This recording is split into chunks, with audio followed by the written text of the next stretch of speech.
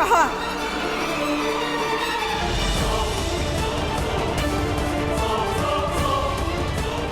अरे मैं तुम्हारी नेकियों की मिसाल दिए नहीं थकती थी, और तुम इतनी खुदगर्ज हो गई अब्बू कि अपनी मोहब्बत को पाने के लिए तुमने मेरी बेटी पर इतना घिनौना इल्जाम लगाया। अरे शर्म आनी चाहिए तुम्हें। अम्मी मैंने इल्जाम नहीं लगाया है, मैंने जो कुछ भी कहा वो सच है अम्मी। तुम कितनी ढीठ हो गई हो।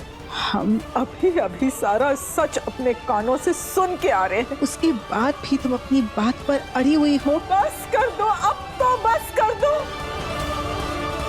वो बच्ची तुम्हारी फिक्र में रो रही है और तुम उस मासूम मन्नत को गिराने में लगी हुई हो। अरे तुमने तो कहा था कि मन्नत पैसे और जेवर लेकर भागने वाली है, कहा था कि नहीं? मगर मेहर में उसने सिर्फ 1 रुपया मांगा और एक वादा।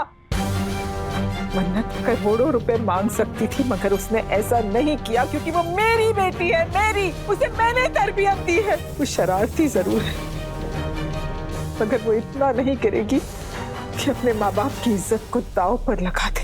अम्मी उसने ना सिर्फ आपकी और अप्पू की मोहब्बत का मजाक उड़ाया, बल्कि चालाकी से एक ऐसा खेल खेल रही है कि मैं आपको कैसे समझाऊं अम्मी। इससे पहले कि आप उससे कोई सवाल करती, उसने खुद ही झूठे जवाब देना शुरू कर दिया, जुबान को मोहरा बना के। अम्मी मुझे लगता है कि उसने शायद हमें दरवाजे के बाहर देख लिया था, इसलिए वो झूठ बोलने लगी। बस करो, ये क्या बोली जा रही हो तुम? अरे मैंने भी दुनिया देखी है, कौन सच्चा है कौन झूठा है मैं अच्छी तरह से जानती हूँ, और इस वक्त तुम झूठ बोल रही हो, मन्नू नहीं।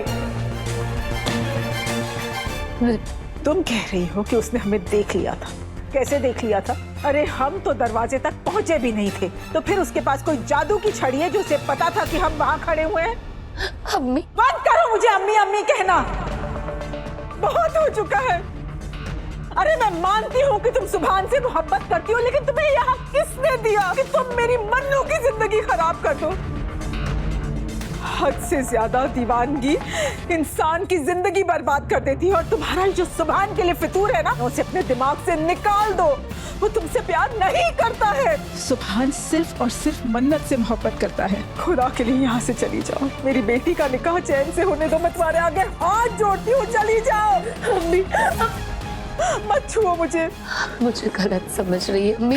मैं सब सही समझ चुकी हूँ।